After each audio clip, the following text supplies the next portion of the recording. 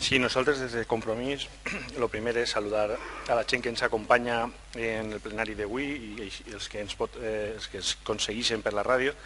i respecte de la moció que se planteja,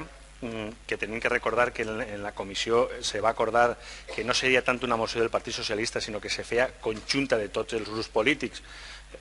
És la meva obligació dir-ho perquè així se va acordar allí i el Partit Socialista així no ho va acceptar, no? Creiem que en aquest tipus de mocions i el que hi ha darrere, com és afegir-se a l'any Blasco Ibáñez de les Corts Valencianes,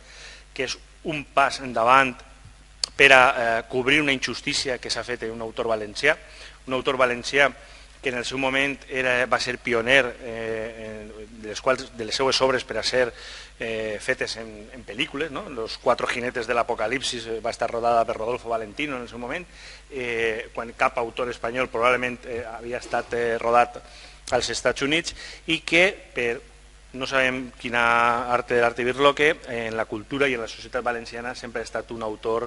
que hem viscut a esquenes a ell, quan si hagués estat probablement d'altra nacionalitat o d'un altre estat, probablement l'haguérem fet tots els rimbomboris oportuns. Felicitar-nos del contingut de la moció. A més, com dia el company d'Esquerra Unida, en Burxasson hi ha molta gent entesa i que té molta relació fins i tot en la família que encara viu de Blasco Ibáñez, i creguem que quan se comença a treballar en aquest any Blasco Ibáñez, tota aquesta gent, amb col·laboració de l'Ajuntament, encapçalat en aquest cas per la institució que és l'Ajuntament, haurien de tindre cabuda per a aprofitar la seva capacitat de treball i les seues idees. I per tant nosaltres votarem a favor.